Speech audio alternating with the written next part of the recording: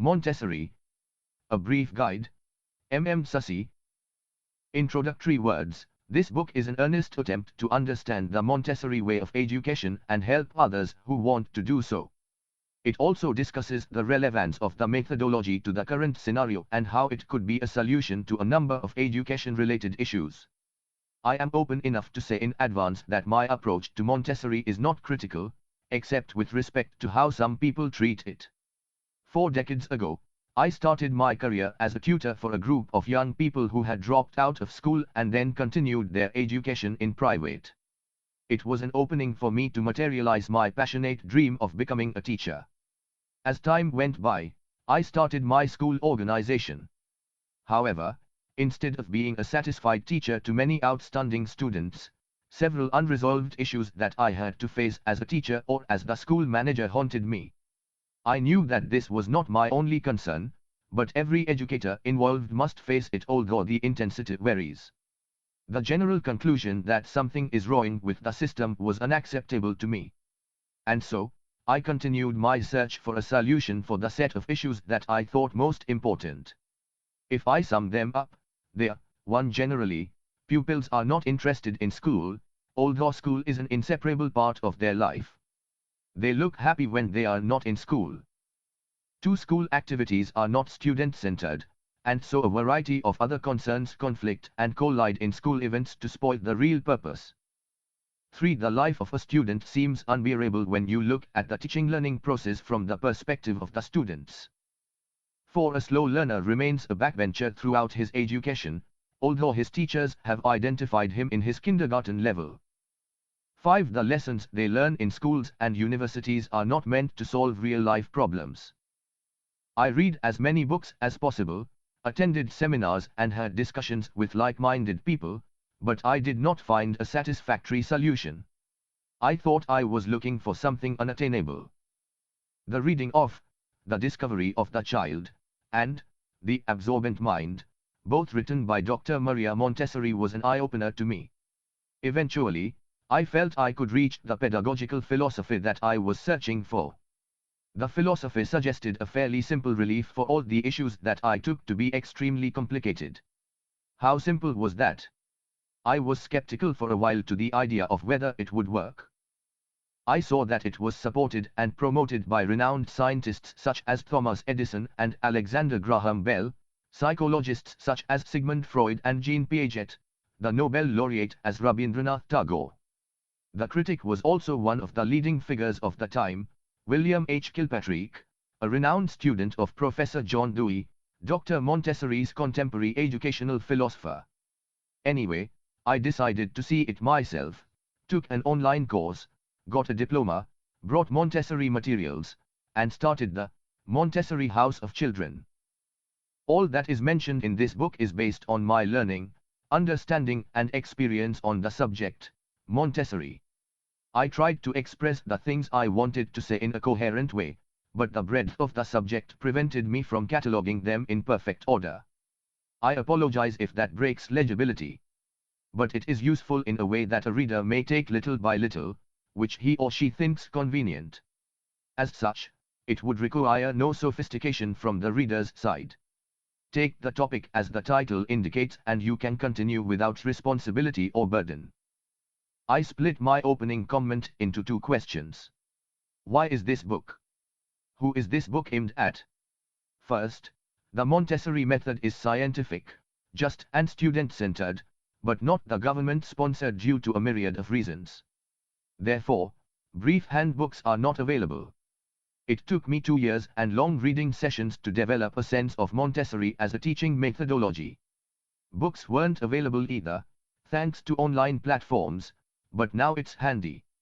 Then I thought a book as a gateway that describes the philosophy and practice of the method would be useful for one who wants to get a synoptic awareness. The Montessori method really deserves promotion. Many people think the same, but do not have the know-how to begin or run a Montessori House of Children. The limited number of training facility in this country prevents the teachers from getting trained. This book may work as a guide for them too. Second, I think that a debate about the relevance of the subject is the need for time, especially when a sort of stagnation has crept into the system. You may think of this book as an initiative in this regard. For a beginner, it may be useful to know certain uses or phrases related to the Montessori method. Among them, the first is the house of children. This is a well-planned and prepared environment where a child's education begins within the Montessori system. Children from 3 to 6 years are admitted for primary education. There will be no grading or division of rank between them. Then comes Montessori equipment. These are educational materials designed to educate children, most of which are designed by Dr. Maria Montessori. Montessori teacher is a qualified teacher of the Montessori method. The general use of the term teacher in this book refers to Montessori teacher. The didactic aids are categorized into some sections according to the type of work. They are known as 1. Sensorial materials, 2. Practical life materials, 3. Mathematical materials, 4. Language materials, 5. Geography and biology materials, 6. Art and music materials. Throughout this book, the pronoun he is used for a child. It's not because of any gender bias, but it seems to be a little inanimate for a child, and she is reserved for mother nature and teacher. One more thing, there is a confusion of the usage of Montessori, as the same is used for the method and its inventor. Here, in this book, simple notation of Montessori refers the method and Dr. Montessori denotes the founder Dr. Maria Montessori. I, broadly and for convenience, assimilated 12 principles of Montessori philosophy to pen this book. Follow the child. Nature has encrypted the laws of development and programmed the child, and the child intrinsically knows how to decode it and use it for his growth. And only the child possesses the key to open it. Therefore, the primary duty of adults and educators, particularly, is to follow the child. Any sort of domination, persuasion or imposition will harm the child's growth both mentally and physically. Cognition through movement. The capacity for voluntary movement is the very quality of the human being as a species has played a crucial role in its development. And this is the secret of his being supreme among other creatures. This acted as the core agent for the development of his cognitive powers. Movements under infinite forms therefore continue to be the basis of child development. Freedom to select. Contrary to what we think, a child does not have to be under the command of someone. That means that the choice of action should be reserved for the child rather than his or her guardian. Freedom of choice is nothing else but his birthright. So, a child can have his choice to do or not do something. Peer learning and teaching. Clustering of children, if necessary, should be based on developmental stages, not age or size. This enables them to maintain social relations that are essential to their development. This way of working together also provides many opportunities for learning and teaching among peers. In a learning environment, such as Montessori, this is inevitable for better and natural learning. Development from within. A child is not an excellent piece of stone to be chiseled out a beautiful statue by an eminent sculptor, but an animate integrated being to develop fully. Thus, the most minute development that takes place in a child should be an intrinsic affair. Exclusion of awards and punishment. A reward, as well as a punishment, is restricted, as both are harmful to child development. All sorts of impositions, regardless of the objectives, do more damage than help. Refusing to do something does not mean that he completely rejected it, just that he does not want to do it at that time. Likewise, his initiative is an indication of his interest. Subverting the plan by offering a reward or punishment has only negative consequences. Self-education. Every child can explore this world, understand it, and find his or her place and cosmic duty. Besides, his spontaneity and intuition should be his credible source of education. Thus, let him learn, is the best attitude of guardians and teachers towards a child. It does not mean leaving the child to his fate, but to provide him with the appropriate environment that meets his needs. Learn context from material to abstraction.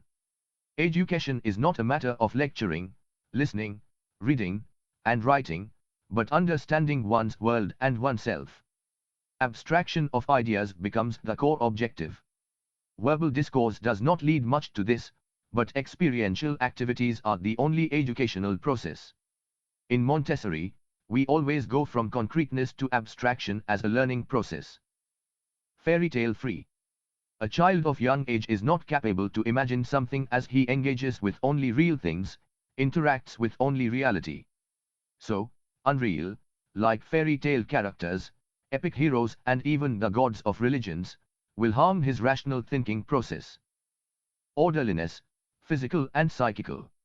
Nature is so because it's in perfect order. So, the order is the foremost thing to be achieved in a place of education. It doesn't mean discipline imposed by any other agencies, but keeping natural orderliness. Sensitive periods. A sensitive period is a period that causes a significant change within the life cycle of a living being.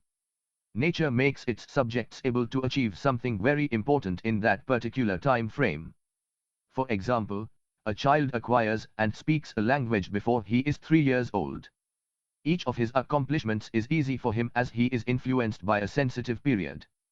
If the language acquisition does not take place in the period, the child may not speak, as this development is supposed to happen in the sensitive period. Child psychology. Child psychology was a set of theories based on speculations and assumptions of adults' conveniences and conventions before Dr. Montessori. However, she came across something new and unprecedented about a child and his mind. Her educational system is also built on the psychology of the child, the absorbing mind. To those who may read this book, unlike other topics, you cannot read if you position yourself firmly in relation to your convictions, especially when you are new to Montessori. In case you are a stringent Montessorian too, you may disagree with some of the ideas that I put forward. My point, here, we need a transition from the philosophical mode to the scientific approach that can lead us to reality prevails. When we depend philosophy alone, I think, we are sometimes moving away from reality. For example, educational philosophies are concerned, they are aimed at teachers and schools but they are not decision makers, that the state really determines curricula and not educators and institutions. Then how do we move then, ignoring that factor? Epistemology may be amalgams of philosophies but, in my view, should not stand for eternal subtlety. Subtlety does not exist in ideas, but the distant quality of matter is the one true being. I think any debate on education should aim for social change, not just a philosophical exercise. So, let's get into this book without prejudice, without ideological commitment and without big expectations.